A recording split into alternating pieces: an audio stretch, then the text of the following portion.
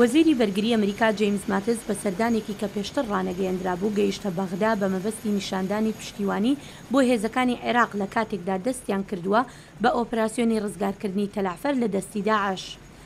بەرنامەکانی ماتز لە عێراق بریتیە لە کۆبوونەوە لەگەڵ سەرۆکوەزیری عێراق حەیدەر ئەلعەبادی و کاربەدەستە باڵەکانی تر و هەروەها مەسعود بارزانی سەرۆکی هەرێمی کوردستان.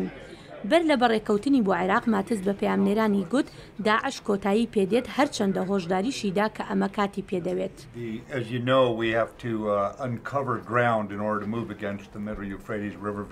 دەبێت ئەو ناوچانە پاک بکەینەوە تا بتوانین بگەین بە چەمی ڕووباری فورات. دەبینین کە عێراقیەکان پاش تەلعفەر بەرەو ڕۆژاوای فورات دەڕۆن. لە هەمان کاتدا کاتێک ڕقە ڕزگار بکرێت ئێمە بەرەو ناوەڕاستی ڕووباری فورات دەڕۆین لە ڕۆژ ئاواوە. جا داعش لە نێوان چەندین هێزدا گیری خواردووە. ڕۆژەکانی داعش لە کۆتاییدان، بەڵام بێگومان ئەمە بەم زوانە نابێت.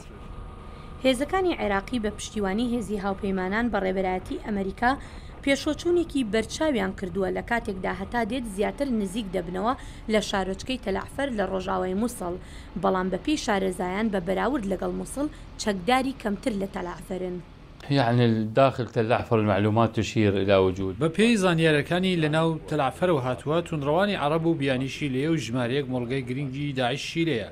ئامارە سەرەتاکان ئەماژیان بۆ کرد نزیەکەی 1000 بۆ 1500 چەکداری داعشی لێیە، بەڵام ئێستا دەڵێن 2000 و نزیەکەی 10000 خەڵکی سیڤیلیش لە ناو شارۆچکەکەن. بە لە بەرچاوگرتنی ئەزمموی شەڕی مووسڵ و ڕەقا هەتا لە ناوجەرگەی شارۆچکەکە نزیکتر ببنەوە شەڕەکە سەختتر دەبێت. هەروەها شارەزایانی لەشکری پێشیان وایە کە شەڕی کۆڵان بە کۆڵانی ناوچەکە ئاستەنگێکی گەورەیە بۆ پێشکەوتنی هێزەکان.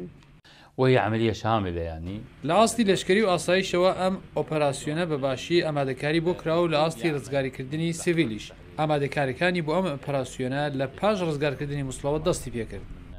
بەپێی نەتەوەی گرتوەکان لە مانگی چوارەوە هەتا ئێستا نزیکەی 49,000 کەس لە تەلعفەر هەڵاتون و ڕێکخراوی نێونەتەوەی بۆ کاروباری پەنابەران دەڵێت نزیکەی 10 بۆ 40,000 کەس لە ناو تەلعفەر و دەوروبەری ماون.